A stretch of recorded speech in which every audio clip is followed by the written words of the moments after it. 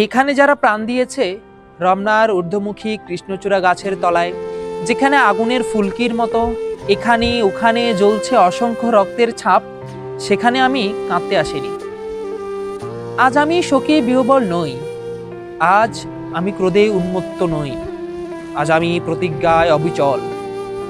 যে শিশু আর কোনোদিন তার পিতার কোলে ঝাঁপিয়ে পড়ার সুযোগ পাবে না, যে গৃহবধূ আর কোনোদিন তার স্বামীর প্রতীক্ষায় আঁচলে প্রদীপ ঢেকে দুয়ারে আর দাঁড়িয়ে থাকবে না, যে জননী খোকা এসেছে বলে উদ্দাম আনন্দে সন্তানকে আর বুকে জড়িয়ে ধরতে পারবে না, যে তরুণ মাটির কোলে লুটিয়ে পড়ার আগে বারবার একটি প্রিয়তমার ছবি চোখে আনতে চেষ্টা করেছিল, সে অসংখ্য ভাই বোনদের নামে আমার হাজার বছরের ঐতিহ্যে লালিত যে ভাষায় আমি মাকে সম্বোধনে অভ্যস্ত, সে ভাষা ও স্বদেশের নামে এখানে এই বিশ্ববিদ্যালয়ের উন্মুক্ত প্রাঙ্গণে আমি তাদের ফাঁসির দাবি নিয়ে এসেছি।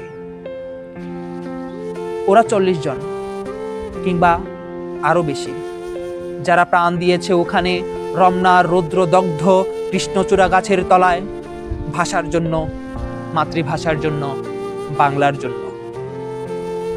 যারা প্রাণ দিয়েছে ওখানে একটি দেশের মহান সংস্কৃতি ও মর্যাদার জন্য, আলাউলের ঐতিহ্য, রবীন্দ্রনাথ, কায়কোবাদ, নজরুলের সাহিত্য ও কবিতার জন্য।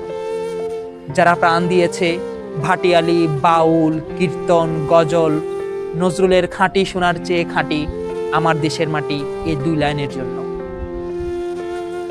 রমনার মাঠের সেই মাটিতে কৃষ্ণচূড়ার অসংখ্য ঝরা পাপড়ির মতো 40টি তাজা প্রাণ আর অঙ্কুরিত বীজের খোসার মধ্যে আমি দেখতে পাচ্ছি তাদের অসংখ্য বুকের রক্ত, রামেশ্বর আব্দুস সালামের কচি বুকের রক্ত, বিশ্ববিদ্যালয় সবচেয়ে সেরা কোনো ছেলের বুকের রক্ত।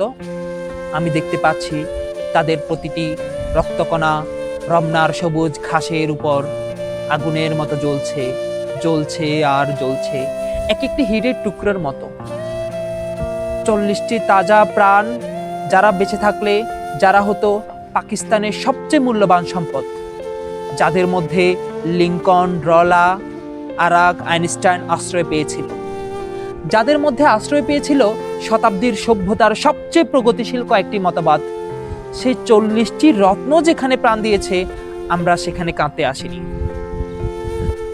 যারা গুলি ভর্তি রাইফেল নিয়ে এসেছিল ওখানে, যারা এসেছিল নির্দয়ভাবে হত্যা করার আদেশ নিয়ে, আমরা তাদের কাছে ভাষার জন্য আবেদন জানাতেও আসিনি। আজ আমরা এসেছি খুনি জালিমের ফাঁসির দাবি নিয়ে।